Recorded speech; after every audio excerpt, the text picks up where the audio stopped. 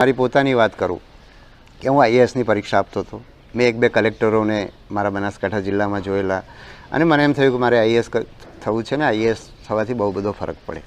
તો એક દિવસ હું વડોદરા કલેક્ટરની ઓફિસેથી કોઈ કારણસર મારે જવાનું થયું.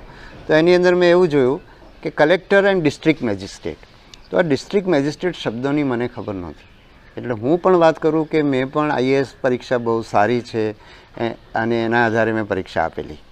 હા, નો ડાઉટ કે વર્ષોથી, આજથી 100-125 વર્ષથી કે 150 વર્ષથી આ પરીક્ષા આ દેશની બહુ પોપ્યુલર પરીક્ષા હતી અને આજે પણ છે. એટલે મારી એ પસંદગી ખોટી ના પડી, પણ તમારી પસંદગી ખોટી પડી શકે. એટલે તમે જ્યાંમાં જવા માગો છો એમાં કયા પ્રકારનો પગાર છે, કયા પ્રકારનું કામ કરવું પડે છે, કયા પ્રકારનો ભોગ આપવો પડે છે, કઈ સગવડો મળે છે, તો એ બધાની પણ તમારી પાસે માહિતી હોવી જોઈએ. તો એક માહિતી લઈને નિર્ણય કરો અને નિર્ણય કર્યા પછી એક નિશ્ચિત સમય મર્યાદા. હું એવા લોકોને જોઉં છું કે જે 5 વર્ષ 7 વર્ષ થઈ ગયા, મા બાપે કહ્યું હોય કે દીકરા તું, મા બાપને પણ એવું હોય કે મારો છોકરો સફળ થાય અને સરકારમાં મોટો અધિકારી થાય. કુટુંબમાં કોઈએ, મારા કુટુંબની જેમ જ કુટુંબમાં કોઈએ સરકારી નોકરી ના કરી હોય તો એમના માટે બહુ મોટી વાત હોય. અને મા બાપ પૈસા આપતા રહે, કોચિંગ ક્લાસમાં પૈસા ભરતા રહો અને તમે સફળ ના થાઓ.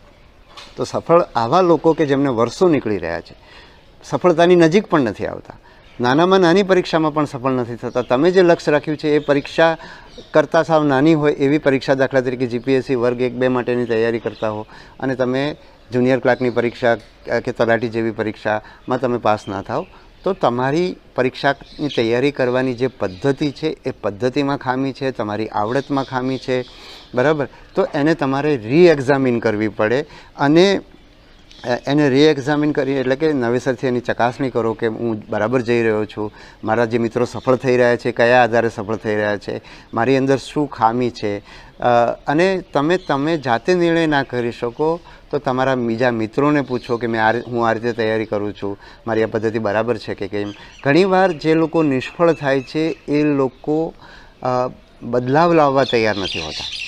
એટલે અને ઘણીવાર લોકોને ખબર નથી પડતી, ઘણીવાર ખબર પડે તો પણ પોતાની પકડેલી વાત છોડવા નથી માગતા.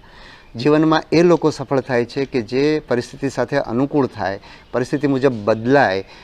ઘણા લોકો એવા હોય છે કે જે પરીક્ષાની અંદર વાંધો કાઢે કે ભાઈ આ ભરતીમાં આમ છે ને આ ભરતીમાં આમ છે ને આ તો આમ ના હોવું જોઈએ ને આવો અભ્યાસક્રમ ના હોવો જોઈએ ને આમાંથી ના પૂછાવું જોઈએ ને આવું પેપર ના હોવું જોઈએ ને આવી જે ફરિયાદો કરનારા લોકો છે એમની સફળ થવાની શક્યતા ઓછી છે.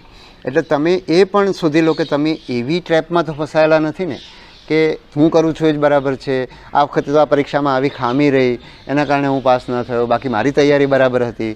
હું મારી પોતાની વાત એક કરું કે 12મા ધોરણની મારે ડૉક્ટર થવું હતું અને 12મા ધોરણની અંદર મેં ફિઝિક્સની અંદર, મેં આ પહેલાં પણ કહ્યું છે છતાં ફરી કહી રહ્યો છું કારણ કે આ સંદર્ભમાં તમને એ વસ્તુ સમજાય કે ભૌતિકશાસ્ત્રનો જે વિષય હતો એની અંદર વર્ષોથી એવું હતું કે પાઠ 1ના બદલામાં પાઠ 1ના વિકલ્પમાં પાઠ 2 પૂછાય. એટલે હું પાઠ 1 કરું તો મારે પાઠ 2 ના કરું તો ચાલે.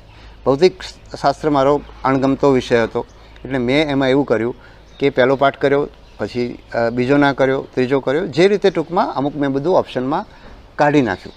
અને મારી જે પ્રિલિમ પરીક્ષા હતી એની અંદર એ આટલા વર્ષોથી જે રીત હતી એનાથી જુદું થયું. એટલે કે પહેલાંના વિકલ્પમાં બીજો પાઠ આવતો તો એ આવવાનું બંધ થયું. એવું ના થયું, એ પરીક્ષામાં ના પૂછાયું. પણ હું જાગ્યો નહીં, મેં માની લીધું, મેં ફરિયાદ કરી કે આ તો આ કોઈ પરીક્ષક એવો હશે કે જેણે આ વિચિત્ર પેપર કાઢ્યું. એટલે હું બદલાયો નહીં અને થયું એવું કે 12માની મારી છેલ્લી પરીક્ષાની અંદર પણ એ જ રીતે પેપર આવ્યું અને ભૌતિકશાસ્ત્રની અંદર હું 55થી વધારે માર્ક્સનું લખી નહીં શક્યો અને મારે 54 માર્ક્સ આવ્યા. એટલે 55-60 માર્ક્સનું મેં લખ્યું હશે અને મારા 54 ગુણ આવ્યા.